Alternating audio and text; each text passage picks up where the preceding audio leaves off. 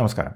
നമ്മൾ മനുഷ്യർ അനുഭവിക്കുന്ന സങ്കടങ്ങൾക്കും ദുഃഖങ്ങൾക്കുമുള്ള കാരണങ്ങളെക്കുറിച്ചുള്ള തിയറികളും ചിന്തകളും ഒട്ടനവധിയുണ്ട്. പക്ഷേ നമ്മൾ ജ്ഞാനമാർഗത്തിലൂടെ ഇതിനെ നോക്കിക്കണ്ടാൽ കാര്യങ്ങൾ വളരെ സിമ്പിളാണ്. ഇതെല്ലാം വന്നു നിൽക്കുന്നത് ഒരൊറ്റ വിഷയത്തിലാണ്. നമുക്ക് ചുറ്റുമുള്ള ആളുകളോടും വസ്തുക്കളോടും ഉള്ള അമിതമായ അറ്റാച്ച്മെൻറ്റ് അഥവാ മമതാബന്ധം. നമ്മൾ സാധാരണക്കാരായ ആളുകളെല്ലാം ഏറ്റവും കൂടുതൽ അറ്റാച്ച്ഡ് ആകുന്നത് എന്തിനോടാണ്? ഭഗവത്ഗീതയിൽ ശ്രീകൃഷ്ണൻ പറയുന്നു, നമ്മുടെ മക്കൾ, ജീവിത പങ്കാളി, വീട്, സ്വത്തുക്കൾ ഇവയോടാണ് ഏറ്റവും കൂടുതൽ അന്ധമായ അറ്റാച്ച്മെൻറ്റ് നമുക്കെല്ലാവർക്കും തന്നെ ഉള്ളത്. ഇതൊരു യൂണിവേഴ്സൽ ട്രൂത്താണ്. കാരണം നമ്മളെല്ലാവരും ജീവിക്കുന്നത് ഈ വട്ടത്തിനുള്ളിലാണ്. ഈ വട്ടത്തിനുള്ളിൽ എന്ത് സംഭവിക്കുന്നു അതാണ് നമ്മുടെ ജീവിതയാത്രയെ നിശ്ചയിക്കുന്നത്. നമ്മുടെ സങ്കടങ്ങളും സന്തോഷങ്ങളും ഒളിഞ്ഞിരിക്കുന്നത് ഈ വട്ടത്തിനുള്ളിൽ മാത്രമാണ്. കാര്യങ്ങളൊക്കെ ശരി തന്നെ, പക്ഷേ ഈ ലോകത്ത് ജീവിക്കുമ്പോൾ നമ്മുടെ കടമകളും ഉത്തരവാദിത്വങ്ങളും നമുക്ക് ചെയ്തല്ലേ പറ്റൂ. എല്ലാം ഉപേക്ഷിച്ച് നമുക്ക് എവിടേക്കും പോകാൻ കഴിയില്ലല്ലോ. അപ്പോൾ പിന്നെ ഈ കടമകളെല്ലാം കൃത്യമായി ചെയ്തുകൊണ്ട് തന്നെ നമുക്ക് അറ്റാച്ച്മെൻറ്റിൽ നിന്നും എങ്ങനെ പുറത്ത് കടക്കാൻ സാധിക്കും? ഇതിനുള്ള ഏറ്റവും പെർഫെക്റ്റായ സൊല്യൂഷനാണ് ശ്രീ രമണ മഹർഷി നമുക്ക് പറഞ്ഞു തരുന്നത്. വാട്ട് ഈസ് നോൺ അറ്റാച്ച്മെൻറ്റ് എന്ന ചോദ്യത്തിന് വളരെ സിമ്പിളായ എന്നാൽ ആഴത്തിലുള്ള ഒരു മറുപടിയാണ് ശ്രീ രമണ മഹർഷി നൽകുന്നത്. അദ്ദേഹം പറഞ്ഞു, as thoughts arise, destroying dum utterly without any residue in the very place of their origin is non-attachment എന്ന്. മനസ്സിൽ ചിന്തകൾ ഉണ്ടാകുമ്പോൾ തന്നെ അവ എവിടെ നിന്നാണോ വരുന്നത് അവിടെ വെച്ച് തന്നെ ഒട്ടും ബാക്കി വയ്ക്കാതെ പൂർണ്ണമായി ഇല്ലാതാക്കുന്നതാണ് യഥാർത്ഥ വൈരാഗ്യം. അദ്ദേഹം തുടരുന്നു, just as the pearl diver ties a stone to his waist, sinks to the bottom of the sea and there takes the pearls, so each one of us should be endowed with non-attachment, dive within oneself and obtain the self-pearl. ഒരു മുത്തുച്ചിപ്പി വാരുന്നയാൾ അരയിൽ കല്ലും കെട്ടി കടലിൻ്റെ ആഴങ്ങളിലേക്ക് ഇറങ്ങി മുത്തെടുക്കുന്നത് പോലെ നമ്മളും ഈ വൈരാഗ്യത്തോടെ സ്വന്തം ഉള്ളിലേക്ക് ഇറങ്ങി ആത്മമാണിക്യം അല്ലെങ്കിൽ ആത്മജ്ഞാനമാകുന്ന മുത്ത് സ്വന്തമാക്കണം. ഞാൻ ആര്? ഹു എം ഐ എന്ന പുസ്തകത്തിൽ ശ്രീ രമണ മഹർഷി നൽകുന്ന മനോഹരമായ ഒരു ഉദാഹരണമാണിത്. ആത്മവിചാരം അഥവാ സെൽഫ് എൻക്വയറി നടത്തുവാൻ നമുക്ക് വേണ്ടതായ ശ്രദ്ധയും മനോഭാവവും എത്തരത്തിലായിരിക്കണം എന്ന് മനസ്സിലാക്കി തരാൻ വേണ്ടിയാണ് ഈ മുത്തുച്ചിപ്പിക്കാരൻ്റെ ഉദാഹരണമെടുത്ത് ശ്രീ രമണ മഹർഷി സംസാരിക്കുന്നത്. ഈ അരയിൽ കല്ല് കെട്ടി കടലിൻ്റെ ആഴങ്ങളിലേക്ക് പോകുന്നതിന് പിന്നിലുള്ള ആത്മീയ തത്വങ്ങൾ എന്താണ് എന്ന് നമുക്ക് മനസ്സിലാക്കാൻ ശ്രമിക്കാം. ഒന്ന്, ഈ കല്ല് എന്ന് പറയുന്നത് വൈരാഗ്യമാണ്. സാധാരണ മുത്തുച്ചിപ്പി വാരുന്നയാൾ അരയിൽ കല്ല് കെട്ടുന്നത് എന്തിനാണ്? വെള്ളത്തിൻ്റെ ഒഴുക്കിൽപ്പെട്ട് മുകളിലേക്ക് പൊങ്ങിപ്പോകാതെ പെട്ടെന്ന് തന്നെ കടലിൻ്റെ അടിത്തട്ടിൽ എത്താൻ വേണ്ടിയാണ്. നമ്മുടെ ഉള്ളിൽ നടക്കുന്നത് ഇത് തന്നെ. കടലിൻ്റെ ഉപരിതലം അഥവാ സർഫസ് എന്ന് പറയുന്നത് ചിന്തകളും ആഗ്രഹങ്ങളും വികാരങ്ങളും എല്ലാം നിറഞ്ഞ നമ്മുടെ മനസ്സാണ്. വെള്ളത്തിൻ്റെ ഒഴുക്ക് നമ്മുടെ വാസനകളും അഹങ്കാരവുമാണ്. ഇതെപ്പോഴും നമ്മെ പുറം ലോകത്തുള്ള കാര്യങ്ങളിലേക്ക് വലിച്ചുകൊണ്ടേയിരിക്കും. അരയിൽ കെട്ടുന്ന കല്ല് നമ്മുടെ വൈരാഗ്യമാണ്. ഇതിനെ നോൺ അറ്റാച്ച്മെൻ്റ് എന്ന് വിളിക്കാം. അതായത് ചിന്തകളിലേക്ക് വഴുതിപ്പോകാതെ നമ്മുടെ മനസ്സിനെ പിടിച്ചു നിർത്തുന്ന ഉറച്ചതായ തീരുമാനം. ഈ ഒരു വൈരാഗ്യം കൂടിയില്ലെങ്കിൽ നമുക്കൊരിക്കലും ധ്യാനിക്കാൻ കഴിയില്ല. ധ്യാനിക്കാനിരുന്നാൽ ഉടൻ തന്നെ ചിന്തകൾ നമ്മെ പിടിച്ചുകൊണ്ട് പോകും. നോൺ അറ്റാച്ച്മെൻറ്റ് അഥവാ വൈരാഗ്യ എന്ന് പറഞ്ഞാൽ ലോകത്തെ ഉപേക്ഷിക്കലല്ല, മറിച്ച് മനസ്സിനുള്ളിൽ ചിന്തകൾ വേരുപിടിക്കാതെ ഇരിക്കുന്ന അവസ്ഥയാണ്. ഇവിടെ മഹർഷി പറഞ്ഞത് ചിന്തകൾ എവിടെ നിന്നാണോ വരുന്നത് അതിൻ്റെ ആഴങ്ങളിലേക്ക് ഇറങ്ങാനാണ്. ഡൈവിങ് വിത്തിൻ എന്നാൽ ടേൺ യുവർ അറ്റൻഷൻ ഇൻവേർഡ്, നിങ്ങളുടെ ശ്രദ്ധ ഉള്ളിലേക്ക് തിരിക്കുക. To the source of the I, ഞാൻ എന്ന സ്വത്വത്തിലേക്ക് ശ്രദ്ധയെ കൊണ്ടുപോകണം. ഇതാണ് യഥാർത്ഥ സെൽഫ് എൻക്വയറി പ്രാക്ടീസ്. മുത്തുച്ചിപ്പി അന്വേഷിച്ച് പോകുന്ന ഒരു ഡൈവർ കടലിൻ്റെ മുകളിലൂടെ പരന്നു നീന്തുകയല്ല ചെയ്യുന്നത്, നേരെ താഴേക്ക് കുത്തനെയാണ് പോകുന്നത്. അതുപോലെ ആത്മവിചാരം ചെയ്യാൻ നമ്മൾ ഇരിക്കുമ്പോൾ ചിന്തകളുടെ പുറകെ പോവുകയല്ല ചെയ്യേണ്ടത്, കഥകൾ മെനയുകയല്ല ചെയ്യേണ്ടത്, കാരണങ്ങൾ കണ്ടുപിടിക്കുകയല്ല ചെയ്യേണ്ടത്. ഇതെല്ലാം സമുദ്രത്തിൻ്റെ ഉപരിതലത്തിലൂടെ നീന്തുന്നതിന് തുല്യമാണ്. പകരം വൈരാഗ്യത്തിൻ്റെ ശക്തിയോടെ നമ്മുടെ ചിന്തകളുടെ ഉള്ളിലേക്ക് ഇറങ്ങി അതിൻ്റെ ഉറവിടം എവിടെ എന്നന്വേഷിച്ചുള്ള യാത്രയാണ് ആത്മവിചാരം. അങ്ങനെ ചിന്തകളുടെ ഉള്ളിലേക്ക് ഇറങ്ങുമ്പോൾ നമുക്ക് നമ്മുടെ തന്നെ ഞാൻ എന്ന സ്വത്വം കണ്ടെത്താൻ സാധിക്കും. ശുദ്ധമായ ബോധമാണ് ഞാൻ എന്ന് തിരിച്ചറിയാൻ കഴിയും. ശ്രീ രമണ മഹർഷി ഉള്ളതു നർപ്പതുവിൽ 29ാമത്തെ ശ്ലോകത്തിൽ ആഴ്ന്നിറങ്ങുന്ന മനസ്സോടെ എന്നാണ് ഉപയോഗിച്ചത്. വിത്ത് അൻ ഇൻവേർഡ് സിങ്കിങ് മൈൻഡ്. ഉള്ളിലേക്ക് ആഴ്ന്നിറങ്ങുന്ന മനസ്സുണ്ടാകണമെങ്കിൽ വൈരാഗ്യം നിർബന്ധമാണ്. മുത്തുച്ചിപ്പി അന്വേഷിച്ച് പോകുന്ന ഒരു നീന്തൽക്കാരന് ധാരാളം പരിമിതികളുണ്ട്. അദ്ദേഹത്തിന് സമയം കുറവാണ്. ശ്വാസം അടക്കി പിടിച്ച് ഒരൊറ്റ ലക്ഷ്യത്തോടെ മുത്തുച്ചിപ്പി അന്വേഷിച്ചാണ് പൂർണ്ണ ശ്രദ്ധയോടെ അയാൾ കടലിൻ്റെ അടിയിലേക്ക് പോകുന്നത്. പോകുമ്പോൾ വഴിയിൽ കാണുന്ന മീനുകളോ പവിഴപ്പുറ്റുകളോ അദ്ദേഹത്തിന് വിഷയമല്ല. അയാൾ അതും നോക്കി സമയം കളയാറില്ല. നമ്മളെ തന്നെ അന്വേഷിച്ച് തിരിച്ചറിയാൻ പോകുമ്പോൾ ഇതേ അർപ്പണബോധവും തീവ്രതയും ഉണ്ടായിരിക്കണം എന്നാണ് മഹർഷി പറയുന്നത്. മനസ്സിൽ വരുന്ന പല ചിത്രങ്ങളും ചിന്തകളും ഓർമ്മകളും ഒന്നും നമ്മെ വഴിതെറ്റിക്കാൻ പാടുകയില്ല. നമ്മുടെ ഒരേ ഒരു ലക്ഷ്യം ആത്മസാക്ഷാത്കാരം മാത്രമായിരിക്കണം. അപ്പോൾ അരയിൽ കല്ലുകെട്ടുക എന്നാൽ പുറം ലോകത്തോടുള്ള ആഗ്രഹങ്ങളെല്ലാം മാറ്റിവെച്ച് മനസ്സിനെ ദൃഢപ്പെടുത്തുക എന്നാണ് അർത്ഥം. നമുക്ക് ആത്മജ്ഞാനമാകുന്ന ആ വിലമതിക്കാനാവാത്ത മുത്ത് വേണമെന്നുണ്ടെങ്കിൽ ചിന്തകളുടെ ഉപരിതലത്തിൽ വെറുതെ അങ്ങും ഇങ്ങും ഒഴുകിപ്പോകാതെ വൈരാഗ്യത്തിൻ്റെ കരുത്തോടെ സ്വന്തം ഉള്ളിലെ ശാന്തതയിലേക്ക് ആഴ്ന്നിറങ്ങാൻ തയ്യാറാകണം. അറ്റാച്ച്മെൻറ്റ് അഥവാ മമതാബന്ധം ഇല്ലാതാക്കാൻ വൈരാഗ്യത്തോടെ നമുക്ക് ആത്മവിചാരം ചെയ്തു നോക്കാം. Gently close your eyes. കണ്ണുകൾ അടച്ചു വെച്ച് ശരീരം ശാന്തമാക്കുക. ശ്വാസം സ്വാഭാവികമായി ഒഴുകട്ടെ. ഒന്നും മാറ്റേണ്ടതില്ല.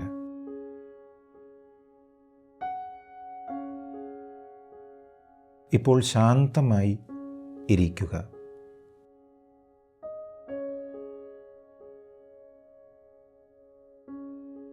ഒരു ആത്മീയ സത്യം ഓർക്കേണ്ടത്, ചിന്തകൾ ഉദിക്കുമ്പോൾ അവയുടെ ഉറവിടത്തിൽ വെച്ച് തന്നെ ഒട്ടും ബാക്കി വയ്ക്കാതെ അവയെ നശിപ്പിക്കുന്നതാണ് വൈരാഗ്യം.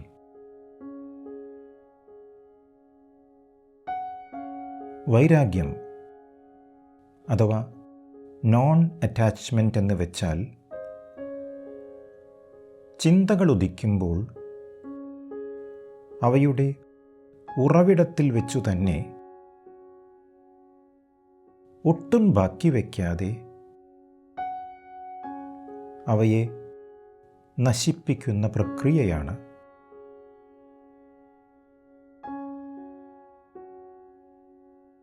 നിങ്ങളുടെ മനസ്സിനെ ഒരു വലിയ കടലായി കാണുക. അതിൻ്റെ ഉപരിതലം ബഹളമയമാണ്. ഒരുപാട് ചിന്തകൾ, ആഗ്രഹങ്ങൾ, കടമകൾ.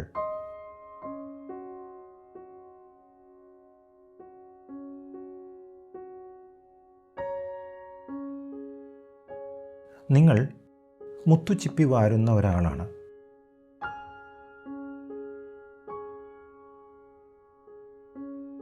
നിങ്ങളുടെ അരയിൽ വൈരാഗ്യമാകുന്ന ഒരു കല്ല് കെട്ടിയിട്ടുണ്ട്. ഉറച്ച തീരുമാനത്തോടെ താഴേക്ക് പോകാനുള്ള ഒരു ഓർമ്മപ്പെടുത്തലാണ് അരയിൽ കെട്ടിയ കല്ല്. മുകളിലെ ചിന്തകളിൽ ഒഴുകിപ്പോകാതെ നേരെ താഴേക്ക് ആഴങ്ങളിലേക്ക് പോകാൻ വേണ്ടി.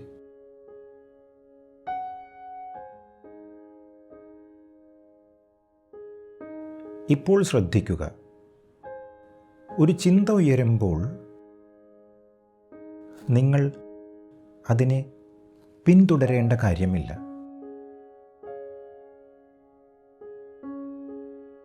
അതിൻ്റെ കഥകളിലേക്ക് പോകേണ്ട ആവശ്യമില്ല. പകരം അരയിൽ കെട്ടിയ ആ കല്ലിൻ്റെ ഭാരത്തോടെ കുത്തനെ താഴേക്ക് പോവുകയാണ് വേണ്ടത്.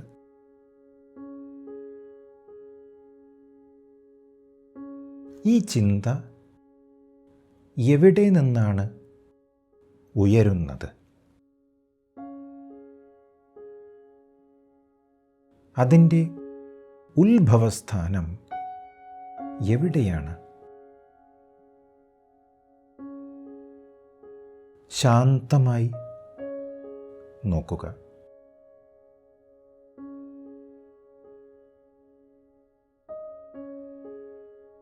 ചിന്തകളുടെ ഉറവിടത്തിലേക്ക് തിരിയുമ്പോൾ അവ അവിടെ തന്നെ മാഞ്ഞു പോകുന്നു.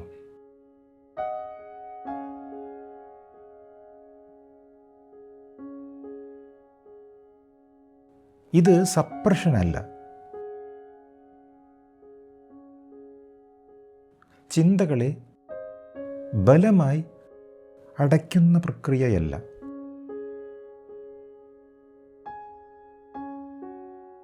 ഒരു ചിന്തയ്ക്കും ശക്തി കൊടുക്കാതിരിക്കുക.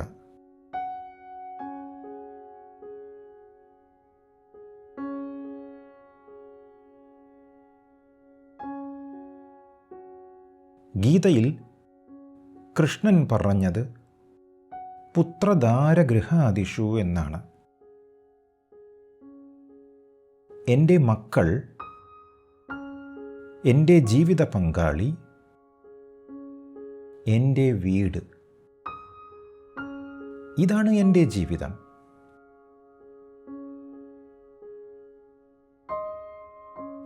ഈ കടമകളെല്ലാം നമുക്കുണ്ട്. പക്ഷേ അവ തൽക്കാലം പുറത്തു നിൽക്കട്ടെ.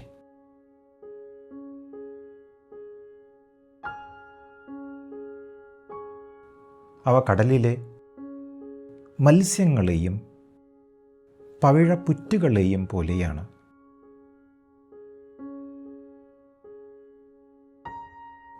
നിങ്ങളുടെ ലക്ഷ്യം അതല്ല.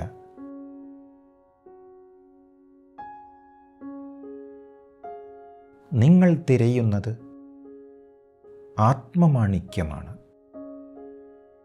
The self pearl.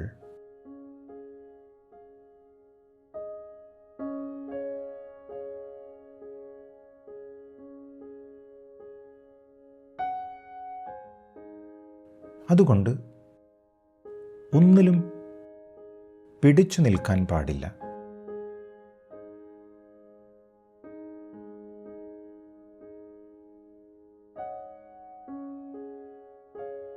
ലാഭം വന്നാലും നഷ്ടം വന്നാലും ഇഷ്ടമുള്ളത് വന്നാലും വരാതിരുന്നാലും മനസ്സ് സമമായിരിക്കട്ടെ. നിങ്ങൾ ആഴത്തിലേക്ക് പോവുകയാണ്, നിശബ്ദതയിലേക്ക്.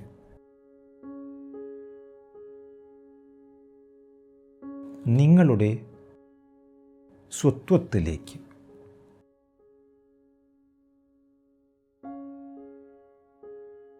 ചിന്തകൾ ഉയരുമ്പോൾ ആ ചിന്തകളുടെ ഉറവിടം അന്വേഷിക്കുക.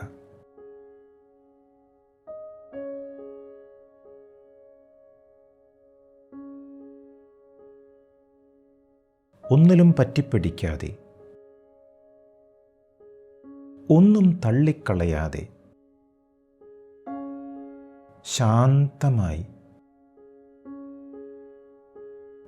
മനസ്സാകുന്ന കടലിൻ്റെ അടിത്തട്ടിലേക്ക് പോവുക.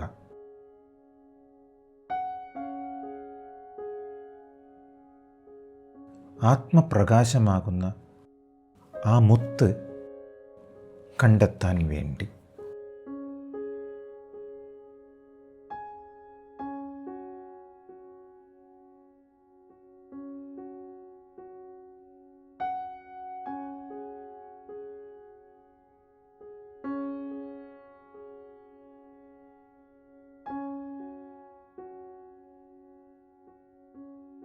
ഈ അന്വേഷണം നടത്തുന്നത് ആരാണ്?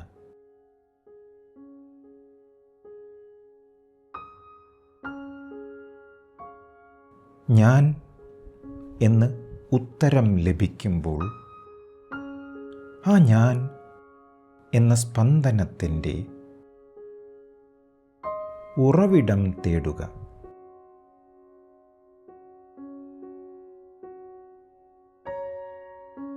Find the source of the I.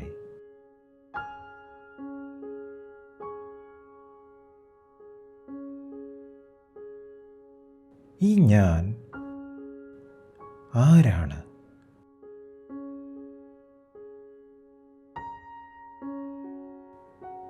Who am I?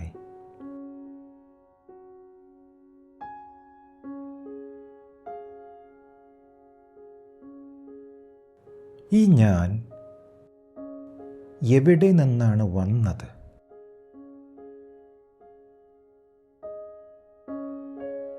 ഈ ആത്മസ്പന്ദനം എവിടെയാണ് അനുഭവപ്പെടുന്നത്?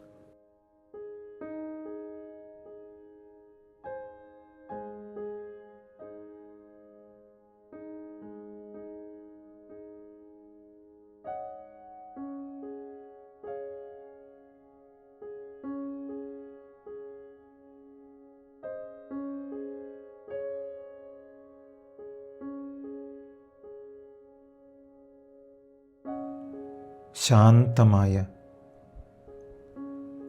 നിശബ്ദമായ, ആനന്ദകരമായ ആ ആത്മമാണിക്യം തേടി ഞാൻ എന്ന സ്ഫുരണയിലേക്ക് അടുക്കുക.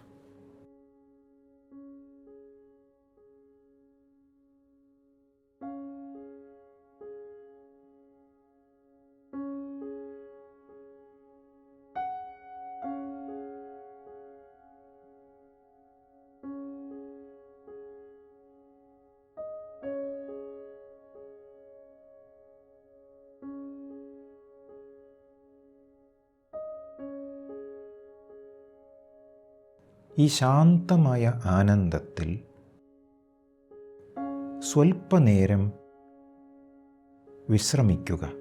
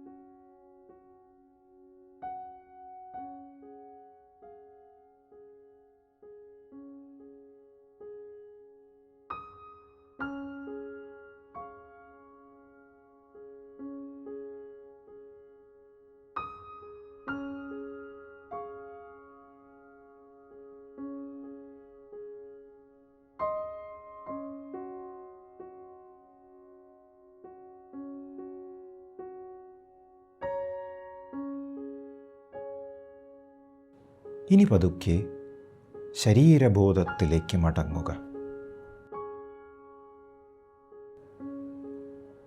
Return to your body awareness.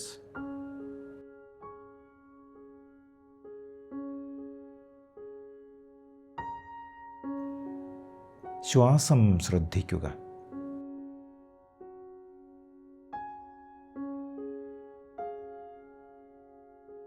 സമയമാകുമ്പോൾ പതുക്കെ കണ്ണുകൾ തുറക്കുക.